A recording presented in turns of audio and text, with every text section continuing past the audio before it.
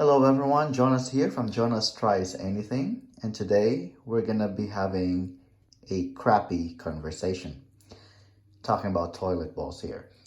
My wife noticed that the toilet bowl, when she flushed it, it flushes, but the water does not drain all the way through. Okay, let me show you an example.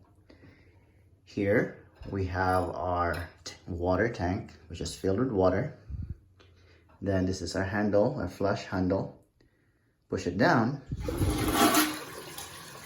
it flushes, but the water just turns and it flushes, but it does not drain fully. So a couple things came into my mind here. I said, all right, since the water goes in there and is flushing, that means the toilet, the hole over there, does not it's not clogged. And by the way, I cleaned this toilet earlier, so I can touch the water like I want. Okay, some of you might be grossed out, but hey, it's life. All right, so right here under the lid of the toilet bowl, there are tiny holes that are oriented in different angles. In that way, when you flush the toilet, the water spirals and then it goes down. Okay, that's called the vortex. Okay, the force that drives the water in a circular motion going down there into the abyss of forgetfulness. All right, second part here is there is this siphon hole, a hole like about that big right here, that pushes the water forward. Okay, so two motions here, spiral and downward, and then forward. Okay, the spiral water flow takes everything that's floating here, you know what I meant with that one, right? And then once it's down there, the siphon, the water from the siphon pushes it out and go into the pipes. Okay, so I think that's what's going on here. If you flush this again, water is spiraling. Okay, goes down. Oh, that time it flushed. Okay, but this is not consistent. The thing here is I don't see a lot of forward water movement from the siphon hole. Okay, so I'm gonna go ahead and feel the siphon hole for any clogged materials there. I do feel it's rough, so there is buildup there, like a calcium buildup. So one thing I'll do is I'll take my handy dandy copper wire, just gonna shove it in there and wiggle it a little bit, wiggle it around just to take out those buildup that could possibly be hindering our water flow from this siphon hole. Okay, it's caught a little bit. Oh, did you see that? Do you see how the water color changed? And do you see all those stuff in there? See, let me take that one out. Right there. I found gold. No, that's not gold, that's calcium buildup. Okay, so I think that is our issue here. So one thing I'll do is I'll continue to wiggle this around and break those buildup in there, and hopefully that would allow the water flow to flow smoothly without any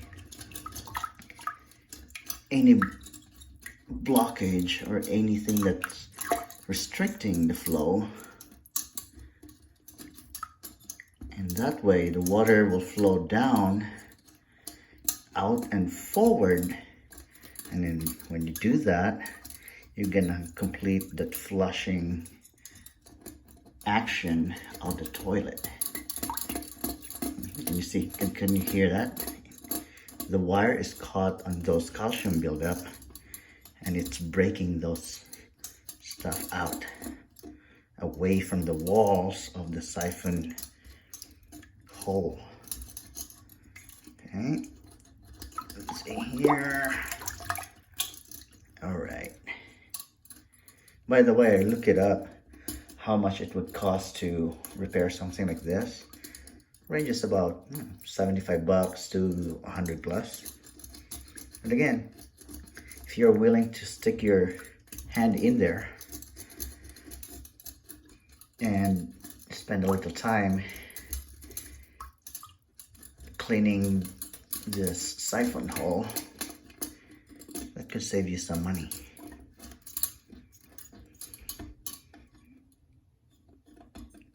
All right, just a little bit on the left side here.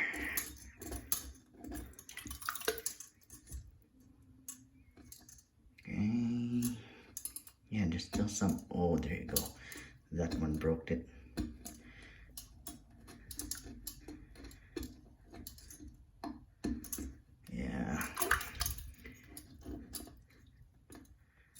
Don't be afraid. Stick your hand in there. Again, I advise clean it first with a toilet cleaner. I also put bleach in it earlier to kill the bacteria. But again, you know, we live in a bacteria infested world, so a little bacteria here and there won't hurt. But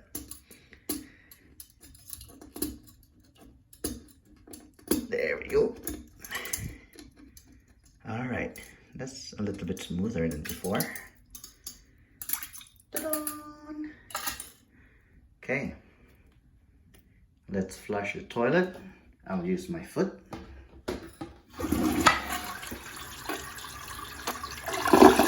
Oh yeah, you see that? Did you see that, ladies and gentlemen? Did you see that?